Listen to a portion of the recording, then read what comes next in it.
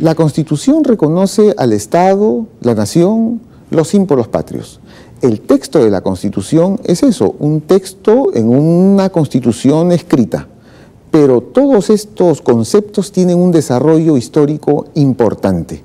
La formación del Estado peruano data de algunos ya más o menos 2 siglos. La nación peruana también está en formación. ¿Y qué decir de los símbolos patrios que el día de hoy son aceptados por todos? El día de hoy conversaremos con 2 importantes historiadores sobre estos temas. Soy Francisco Morales y esto es Tus Derechos. Este 28 de julio hemos celebrado un aniversario más de nuestra independencia y un año más como república. Lo especial de este aniversario es que coincide con el cambio democrático de gobierno. Es decir, como en anteriores oportunidades, los peruanos renuevan la esperanza de un futuro con más desarrollo e inclusión social. Para lograr este objetivo se pone en marcha un programa o proyecto político.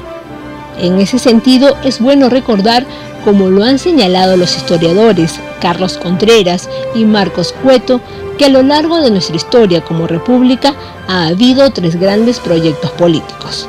El primer proyecto corresponde a la etapa de los libertadores y la primera generación republicana, o a la que también podemos definir como el desafío de construir un nuevo Estado desde los años 1821-1870. Después de la independencia se dio una nueva república que reorganizó las finanzas con ciertas elevaciones de los precios, lo que llevó al Perú a una guerra civil que fue la Confederación Perú-Boliviana. La disolución de esta confederación dio paso a los peores años de anarquía política del Perú. Pasado estos malos momentos, llegaría la República del Guano o la fiebre del guano que comenzó a vivir el país durante Castilla. Esto significó la consolidación de un Estado independiente. El segundo proyecto será el proyecto liberal del civilismo, cuyo nombre se debe a la larga vigencia del Partido Civil entre 1870 y 1930. Este proyecto se origina en la segunda mitad del siglo XIX, abarca el crecimiento económico, el oncenio de Leguía, etapa en la que se dio el crecimiento del Estado o Patria Nueva, la formación de varios movimientos sociales y por último la crisis de 1929 que marcó el inicio del fin para el gobierno de Leguía. El tercer proyecto, populista o nacionalista, que va desde los años 30 hasta los 90. Aquí destacaron los golpes militares del general Odría y del general Velasco. Se intentó en esta época retomar el rumbo del crecimiento económico en torno al desarrollo del sector exportador.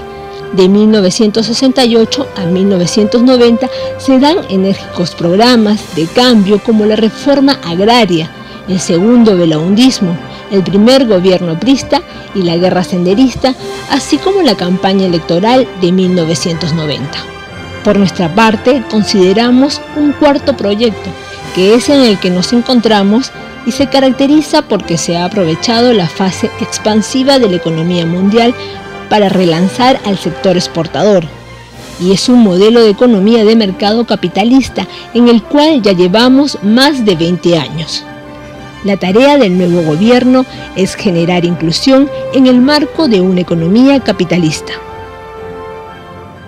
Y como hemos visto en este informe, no siempre la historia del Perú y en particular la historia de la República tiene que ser estudiada y dividida a través de los gobiernos, de los sucesivos gobiernos. A lo largo de nuestra historia republicana han existido periodos más largos que han comprendido diversos gobiernos, pero también han existido proyectos políticos importantes y reformas institucionales, económicas, etc. Justamente ahora que iniciamos un nuevo gobierno es que nos inscribiremos en un periodo largo de expansión y crecimiento económico. Justamente sobre eso conversaremos con el historiador Carlos Contreras en nuestro siguiente bloque.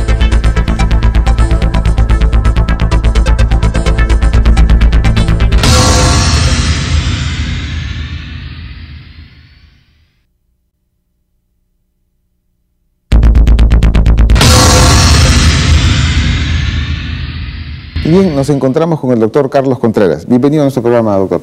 Encantado de estar con ustedes. Bueno, usted tiene una interesante propuesta aquí en su libro Historia del Perú Contemporáneo, justamente ahora que estamos tratando el tema de un aniversario más de la patria. ¿Cuál es la propuesta del libro? La idea de este libro fue construir una historia del Perú centrada en lo que llamamos grandes proyectos políticos destinados a cambiar el futuro del país.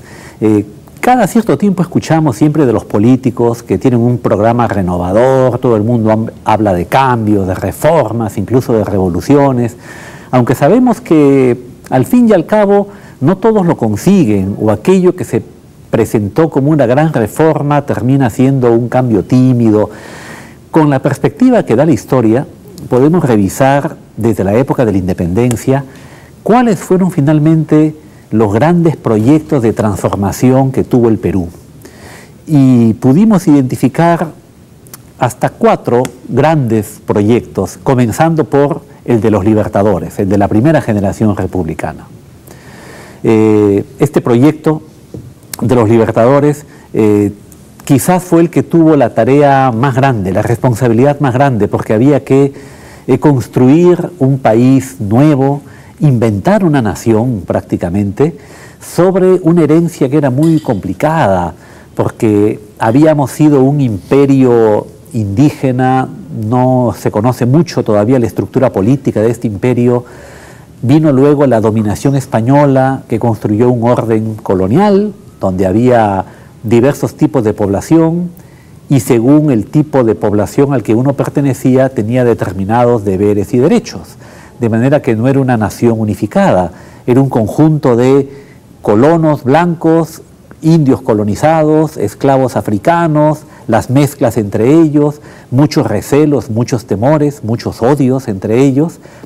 Sobre esa herencia, la generación de los Libertadores tuvo que diseñar un proyecto nacional. Hoy día es fácil, bueno, digo es fácil criticarlos, llamarlos rústicos, idealistas, que solamente perseguían su bienestar personal y no pensaban en la nación. Se ha criticado mucho la primera generación de gobernantes republicanos, y bastante de estas críticas tienen razón, no digo que... Pero que son no tengan... injustas desde la perspectiva de la historia. Digamos que para juzgar a los hombres que gobernaron y dirigieron una nación, hay que ponerse en el escenario que a ellos les tocó vivir.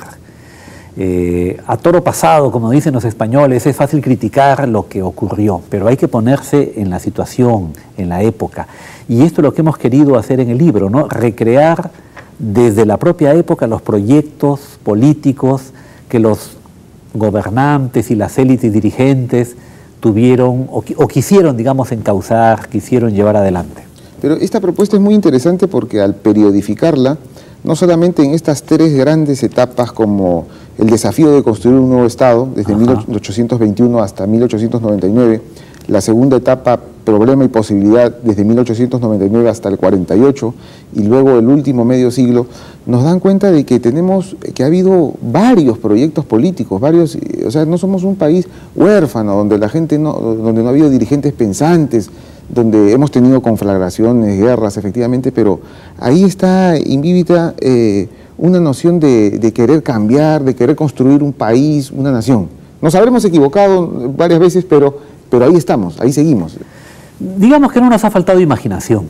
Efectivamente, durante un tiempo, hace 20, 30 años, se criticaba la historia de países como el Perú, señalando que había sido simplemente un reverso de la historia de las grandes naciones europeas o los Estados Unidos. Es decir, que habíamos sufrido una dominación colonial o neocolonial, y lo que aquí nos había ocurrido en realidad se había